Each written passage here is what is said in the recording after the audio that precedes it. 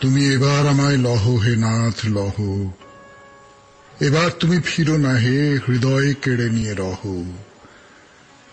যেদিন গেছে তোমা বিনা তারে আর ফিরে চাহি না, যাক সে ধুলাতে।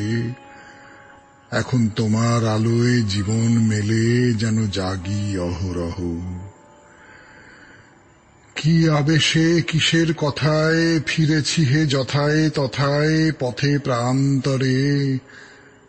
এবার বুকের কাছে ও মুখ রেখে তোমার আপন বাণী কহ। কত কলুষ কত ফাঁকি এখনো যে আছে বাকি মনের গোপনে। আমায় তার লাগি আর ফিরায় না, তারে আগুন দিয়ে দহ। সৌমিত্র বসু শুরু করল তার কথা 92.7 বিগ এফএম এ শরণাগত অনুষ্ঠানে। বিশুদ্ধ সিদ্ধান্ত মতে আজ মঙ্গলবার 28শে আষাঢ় 1428, ইংরেজি 13ই জুলাই 2021, তিথি আষাঢ় শুক্লপক্ষ তৃতীয়া, নক্ষত্র মঘা। সূর্যোদয়ের সময় ভোর 5:03 হয়ে 48 সেকেন্ড, সূর্য অস্ত যাবার সময় সন্ধে 6:20 হয়ে 42 সেকেন্ড। আজকে জন্মে সিংহ রাশি, ক্ষত্রিয় বর্ণ, দেবারিগণ। রাত্রি 3:41 গতে নরগণ।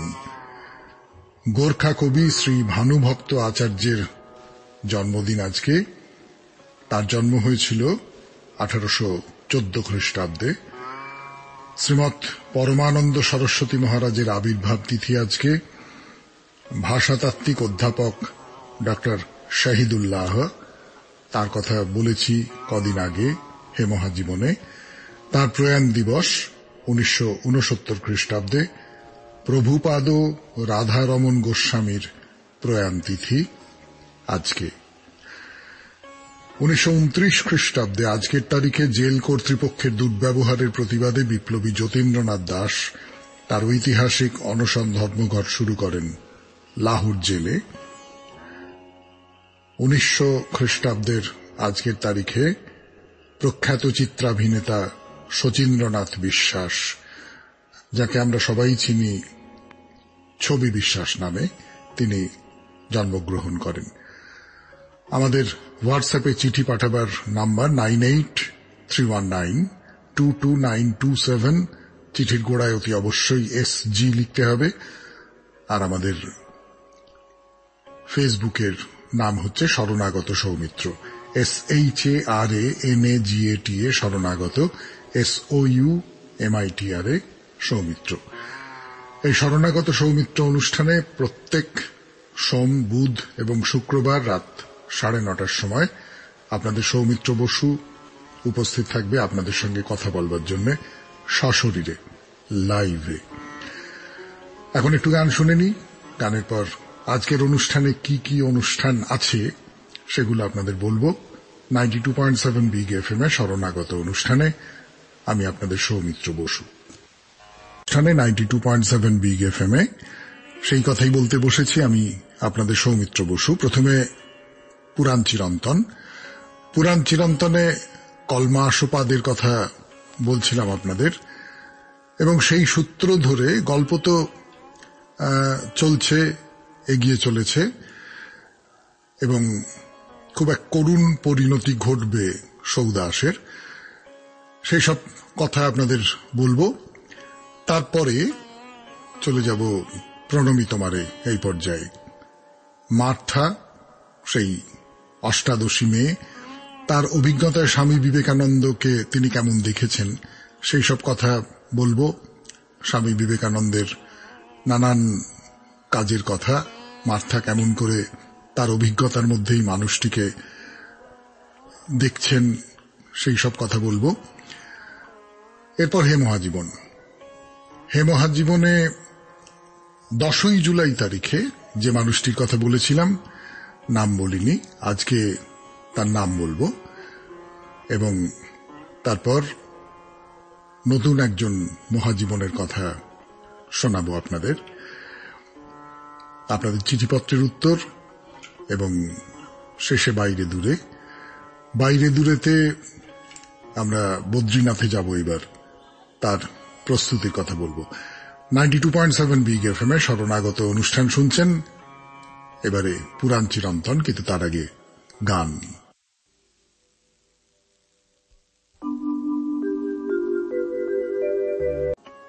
এই পর্যায়ে শুরু করবার জন্য 92.7 বিগ এফএম এ শরণাগত অনুষ্ঠানে শুরু করেছিলাম কলমাসোপাদের কথা। কলমাস মানে হলো মলিন, ময়লা, আর পাদ মানে যে পা, সেটা আপনারা সকলেই জানেন, আমরা সকলেই জানি।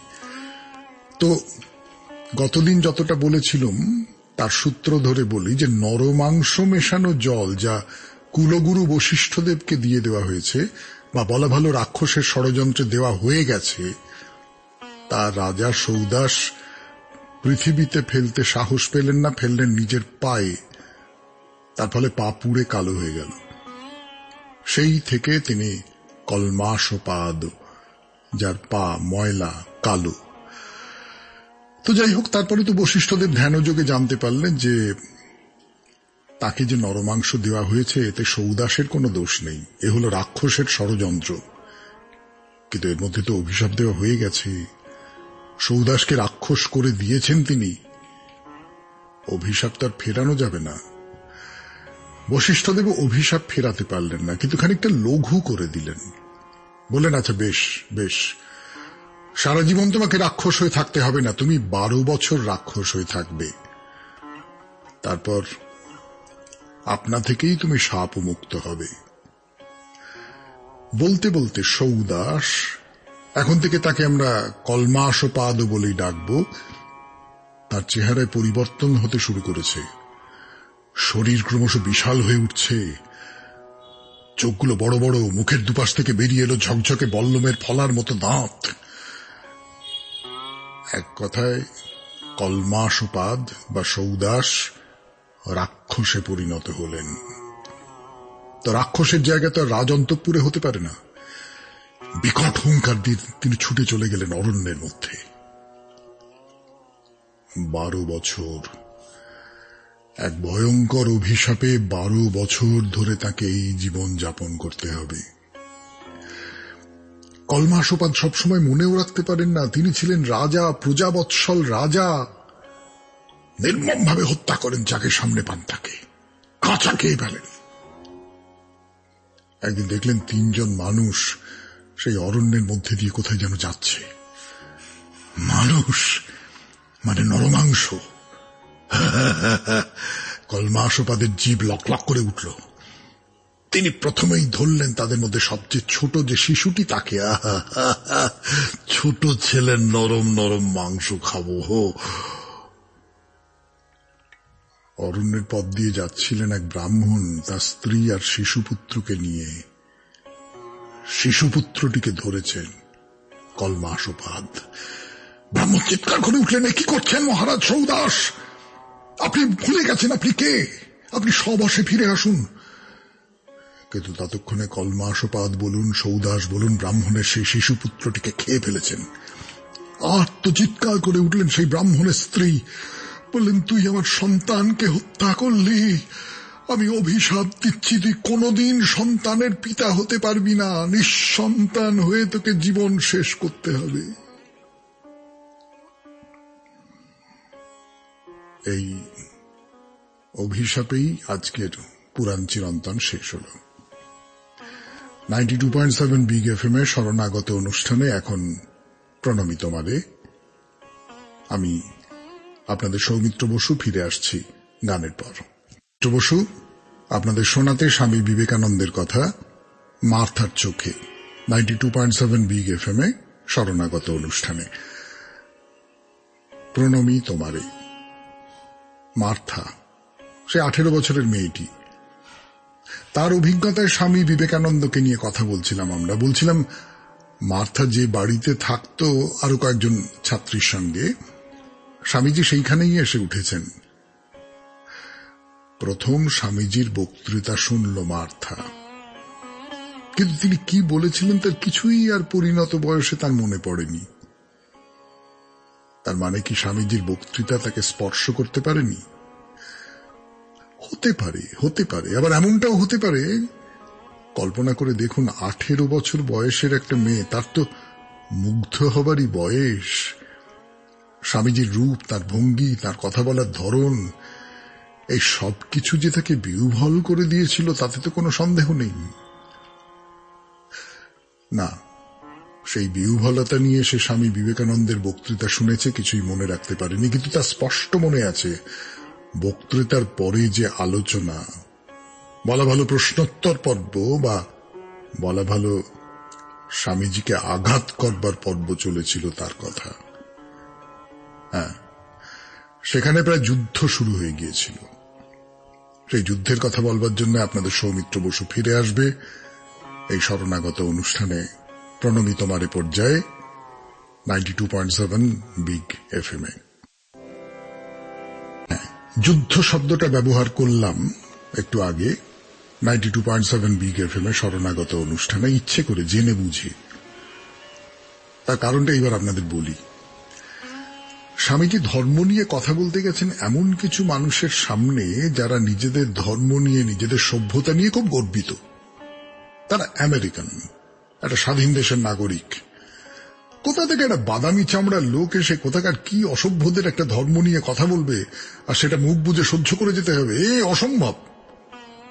এটা অদ্ভুত পোশাক পরা লোকগুলোকে উচিত শিক্ষা দেবার জন্য সেখানে মান্যগণ্যী যারা ছিলেন তারা একেবারে ঝাঁপিয়ে পড়লেন। তারা কারা? ওই যে স্মিথ কলেজের কথা বলেছিলাম, যেখানে পড়াশোনা করতেন মার্থা, তার প্রেসিডেন্ট। দর্শন বিভাগের অধ্যাপকেরা ছিলেন। ওই নর্দাম্পটন শহরের যে চার্চ, তার ধর্মযাজকেরা ছিলেন, একজন লেখক ছিলেন। তারা প্রমাণ করবার চেষ্টা করছেন খ্রিস্ট ধর্মই একমাত্র সত্য, তাই সর্বশ্রেষ্ঠ। তার কাছে একটা পরাধীন দেশের কালো মানুষের হিন্দু না কি ধর্ম, এসব কিছুই না।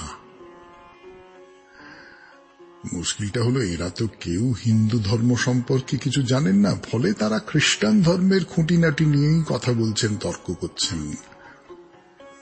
মাথার মনে হচ্ছিল গোড়ায় এটা একটা অসম যুদ্ধ।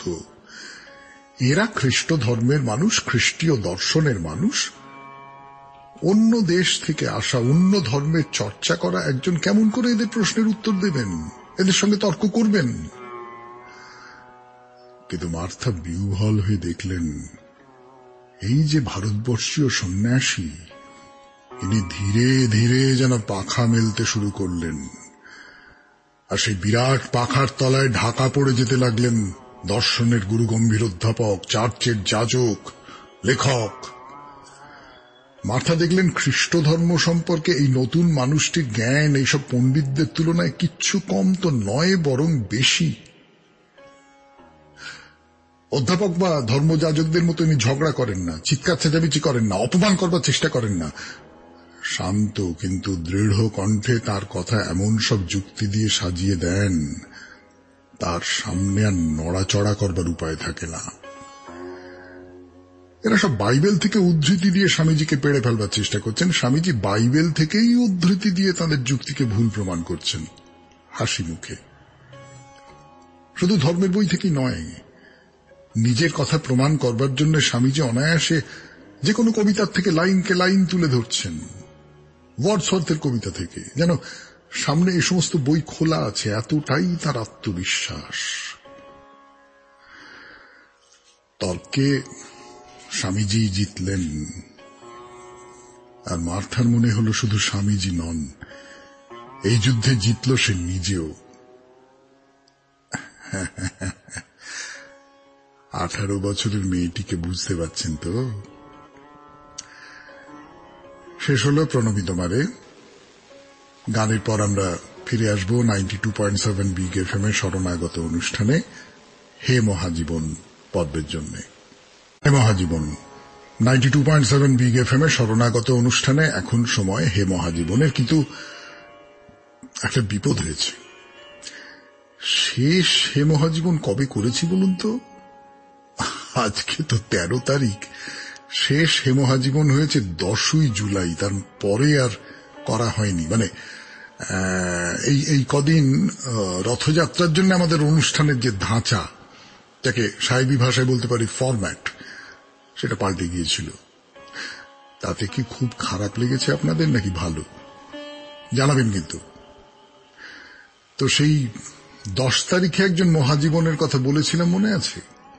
অসাধারণ পণ্ডিত মানুষ, প্রচুর ভাষা জানেন, প্রাচীন বা মধ্যযুগ নিয়ে গভীর গবেষণা, বিশেষ করে যারা বাংলা ভাষা বা বাংলা সাহিত্যের চর্চা করেন তাদের কাছে একজন পরম শ্রদ্ধেয় মানুষ।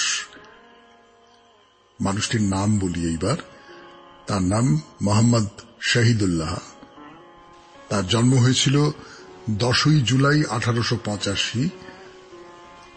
তিনি প্রয়াত হন আজকের তারিখে 13ই জুলাই 1968। এরপর গানের পর নতুন একজন মহাজীবনের কথা নিয়ে ফিরে আসছে আপনাদের সৌমিত্র বসু। শুরু করছে হে মহাজীবনের দ্বিতীয় পর্ব 92.7 বিগ এফএম এ শরণাগত অনুষ্ঠানে। আচ্ছা, যদি আপনাকে জিজ্ঞেস করি বাংলা ভাষার শ্রেষ্ঠ 5 জন কবির নাম বলুন তো, আপনি একটু হেসে পটপট করে বলে দেবেন। ইংরেজি সাহিত্যের বলে দেবেন, কিন্তু যদি বলি ধরুন মারাঠি সাহিত্যের,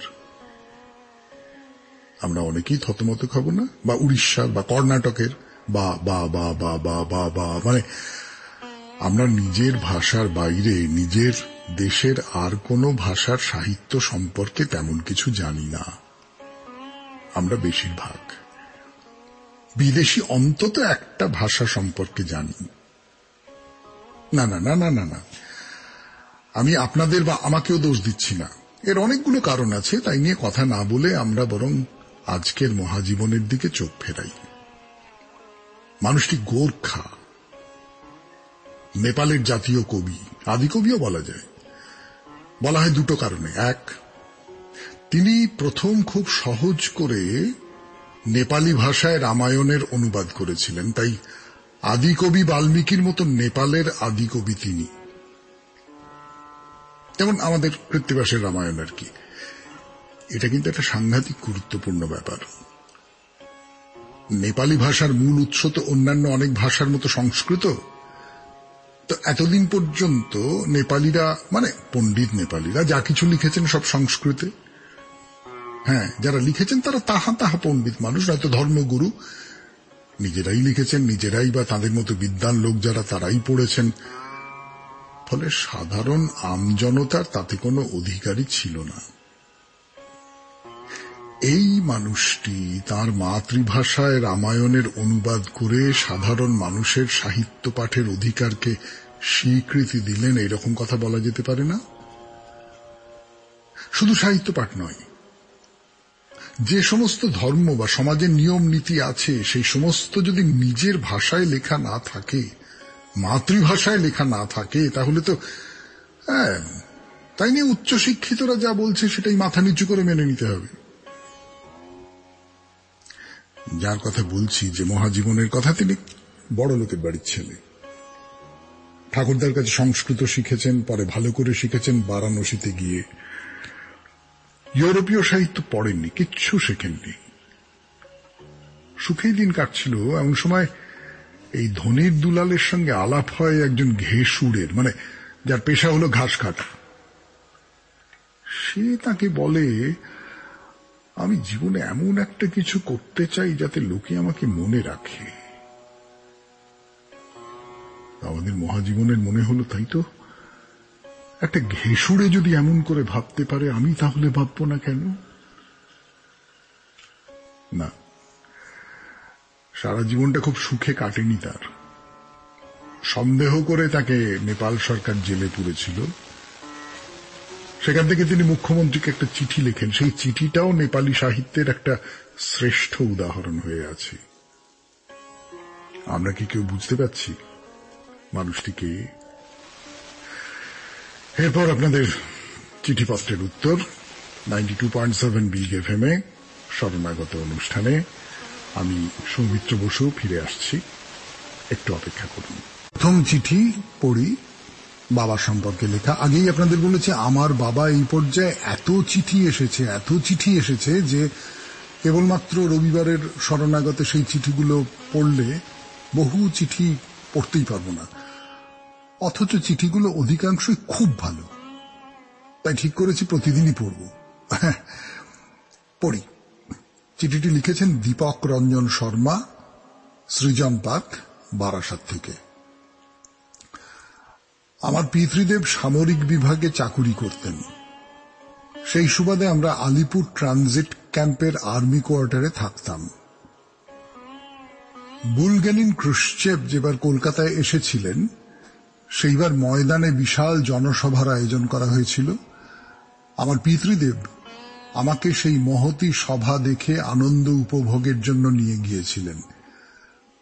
আর্মি গাড়িতে করে আমাদের কোয়ার্টারের আরো অনেক বন্ধু বান্ধব সেই সভার বিশাল জনসমাগম প্রত্যক্ষ করার জন্য ভিক্টোরিয়ার স্ট্যাচুর সামনে উপস্থিত হয়েছিলাম। আমাদের হাতে হাতে ভারত রাশিয়ার জোড়া পতাকা উঠছিল। আমি বায়োনোকুলারের সাহায্যে এক এক করে মঞ্চে উপবিষ্ট অতিথিদের দর্শন করেছিলাম। রুশ ভারত মৈত্রী দীর্ঘজীবী হোক স্লোগানে গলা মিলিয়েছিলাম। শৈশবের সেই দিনটির কথা আমার মনে চিরভাস্বর হয়ে আছে। এই ছোট্ট স্মৃতিকথাটি লিখেছেন দীপক রঞ্জন শর্মা। এরপর পরের চিঠি প্রদীপ কুমার দাস, ডক্টর প্রদীপ কুমার দাস। শোনাই আপনাদের। আমাদের বাড়িতে ফি বছরই দুর্গাপুজো হয়। শুরু হয়েছিল 1967 সাল থেকে। পুজোর মধ্যমণি হয়ে থাকতেন আমার বাবা। সরকারি চাকরি করতেন। অবসর নেওয়ার পর গ্রামের পঞ্চায়েত প্রধান হিসেবে নির্বাচিত হন। গ্রামের লোক সবাই খুব ভালোবাসতেন বাবাকে। বাবা ঠাকুর বলতে অজ্ঞান। ব্রিটিশ আমলে স্বাধীনতা সংগ্রামের জন্য বেশ কিছুদিন জেলও খেটেছিলেন। নির্ভীক মানুষ, তার কাছে কর্মই ভগবান। তাই বাড়ির পুজোতে তিনি বা কি করে চুপ করে থাকতে পারেন। একই সঙ্গে পঞ্চায়েতের দায়িত্ব ও বাড়ির পুজোর দায়িত্ব সামলাতেন। পুজোর 4টে দিন বাড়ি গমগম করত, লোকে লোকারণ্য। এর উপরে আত্মীয় স্বজনদের ভিড়ে তার একেবারে নাজেহাল অবস্থা। তবু দৃঢ় হাতে সবকিছু সামলাতেন। হোমের সময় বেলপাতা, ঘি থেকে অন্যান্য পুজো সামগ্রী পুরোহিতের হাতের কাছে এগিয়ে দিতেন। আবার সন্ধ্যা আরতির সময় ঠায় দাঁড়িয়ে থেকে ব্রাহ্মণ পুরোহিতদের আরতি করা দেখতেন। যতক্ষণ না শেষ হয় দাঁড়িয়ে থাকতেন। নবমী রাতে লোকের ঢল নামত পুজো মণ্ডপে। দাঁড়িয়ে থেকে তদারকি করতেন যাতে সব লোকই মায়ের প্রসাদ পাচ্ছেন কিনা দেখার জন্য। দশমীর দিন কর্মব্যস্ততা বেড়ে যেত। ঠাকুর বিসর্জনের ব্যবস্থা করা, পথ ফেরির সময় যাতে কোনো অপ্রীতিকর ঘটনা না ঘটে সেদিকেও কড়া নজর রাখতেন। প্রতিমা বিসর্জনের পরে আমার বাবাকে যখন দেখতাম, আবাল বৃদ্ধ বনিতার মাথা নুইয়ে প্রণাম করার ঢল, কিংবা বন্ধুস্থানীয় লোকজনেদের বুকে জড়িয়ে ধরে কোলাকুলি করা ও সকলকে ডেকে মিষ্টিমুখ করিয়ে বিদায় জানানো, আমার অন্তরে এক গভীর শ্রদ্ধাবোধ ও প্রগাঢ় বিস্ময়ানুভূতি মনের মণিকোঠায় ঘুরপাক খেত। আর মনে হতো উনিই আমার বাবা ঠাকুর, নররূপী নারায়ণ। আজ আর উনি আমাদের মধ্যে নেই, কিন্তু ওর তৈরি করা দুর্গাপুজো আজও বহমান। ওকে হৃদয়ের অন্তঃস্থল থেকে জানাই সশ্রদ্ধ প্রণাম। ডক্টর প্রদীপ কুমার দাস। দুটি চিঠি পড়া হলো। এরপর গান, গানের পর বাইরে দূরে 92.7 বিগ এফএম-এ শুনছেন শরণাগত, জীবনের সহজ পাঠ। বাইরে দূরে আমি আপনাদের সৌমিত্র বসু। শুরু করি তাহলে। কেদারনাথ, তুঙ্গনাথ, রুদ্রনাথ, মধ্যমহেশ্বর আর কল্পেশ্বর, এই হলো পঞ্চকেদার। সত্যি সৌমিত্র বসুর মাথার ঠিক নেই। অলিখিত নিয়ম হলো পঞ্চকেদার দেখা হয়ে গেলে একবার বদ্রীনাথে গিয়ে শ্রী বিষ্ণুকে দর্শন করে আসতে হয়, তাহলেই এই পঞ্চকেদার দর্শনের ফল লাভ হয়। ধার্মিক মানুষেরা এর কি ব্যাখ্যা দেবেন আমি জানি না, তবে আপনাদের সৌমিত্র বসুর কাঁচা বুদ্ধিতে বলে এটা আসলে একটা ধর্ম সমন্বয়ের মনোভাব থেকে এসেছে আর কি। অর্থাৎ তুমি শিবকে তার নানা রূপে দেখো, নিশ্চয়ই দেখবে, কিন্তু সেই সঙ্গে দেব বিষ্ণুকেও একবার দর্শন করে যেও। এই দুই দেবতার দর্শন একসঙ্গে মিললে তোমার ঠিক ঠিক পূর্ণ হবে।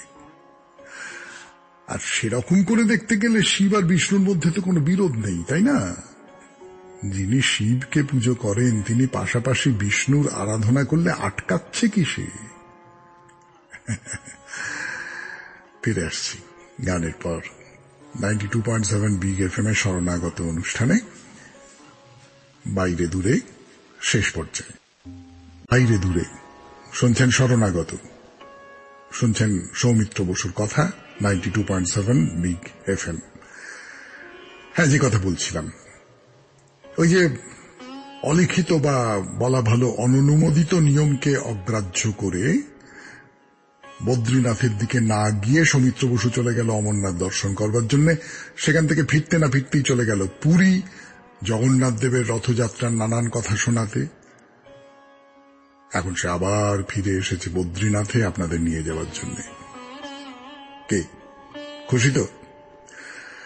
কিন্তু বদ্রীনাথে যাবার আগে একটা ব্যাপার একটু পরিষ্কার করে নিতে হবে। এই যে বদ্রী কথাটা, এর মানে কি? অভিধানে দেখছি বদ্রী মানে বিষ্ণু, আবার সেই সঙ্গে শিবও হয়। বদ্রী নামে একটি পাহাড়ের অধিপতি যিনি দেব বিষ্ণু, তিনিই হলেন বদ্রীনাথ। দেব বিষ্ণু যখন তার চতুর্থ অবতার রূপে এলেন, তখন তিনি নর আর নারায়ণ এই দুই রূপ ধারণ করে কঠোর তপস্যা করেছিলেন। তিনি বদ্রী। এই বদ্রীনাথ যে জায়গায়, তাকে বলে বদ্রিকাশ্রম। এই খুবই প্রাচীন জায়গা, পুরাণের কথা অনেকবার বলা আছে।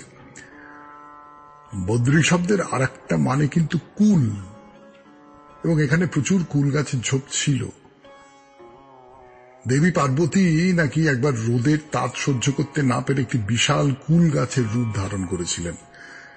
সেই থেকে তার নাম হল বদ্রী বিশাল, আর শ্রী বিষ্ণুর নাম হল বদ্রীনাথ। এই যে বদ্রীনাথ বা বদ্রিকাশ্রম যাই বলুন না কেন, একে ঘিরে আছে পাহাড়, আর সেই পাহাড় তার মধ্যে ধারণ করে রেখেছে একটা দারুণ গল্প। পাণ্ডবেরা নাকি এই পাহাড়ের পথ ধরেই মহাপ্রস্থানের দিকে যাত্রা করেছিলেন। এদের মধ্যে একটা চূড়ার নামই হল স্বর্গারোহিণী। এই বদ্রীনাথের কাছাকাছি একটা শহর আছে মানা নামে, সেখানকার একটা গুহায় বসে নাকি ব্যাসদেব মহাভারত রচনা করেছিলেন। তবে এই এত সব কথা যে বললাম সে তো হিন্দু ধর্মের দিক থেকে। এবারে বলি জৈন ধর্মের কথা। জৈনরা হিমালয়কে অষ্টপদও বলে থাকেন। কেন বলুন তো? এক একটা শিখরকে এক একটা পা হিসেবে মনে করা হয়েছে। এই যে 8টা পা, তার মধ্যে একটি পা কিন্তু বদ্রীনাথ। এরকম আরো অজস্র গল্প, কাহিনী, কিংবদন্তি সব ছড়ানো আছে বদ্রীনাথকে ঘিরে। তো পুরাণ ছেড়ে এবার ইতিহাসের দিকে আসা যাক। ঐতিহাসিক সময়ের মধ্যে যিনি এই বদ্রীনাথ মন্দিরটিকে আমাদের মনের সামনে তুলে ধরলেন, তিনি হলেন আদি শঙ্করাচার্য। সে হল 8ম শতাব্দীর কথা। তখন তো এত সব পথঘাট, গাড়ি ঘোড়া হয়নি। যারা বদ্রীনাথে যেতেন তারা খুব কষ্ট করেই যেতেন। এইবারে বলতে হবে মন্দিরের কথা। বহুবার খুব সংকটের মধ্যে পড়েছে মন্দির, সংকট থেকে বেরিয়েও এসেছে। এবারেও সেই মন্দির খুব বড় একটা সংকটের মুখোমুখি। আমাদের হোয়াটসঅ্যাপে চিঠি পাঠাবার নাম্বার 9831922927। চিঠির গোড়ায় অতি অবশ্যই SG লিখতে হবে।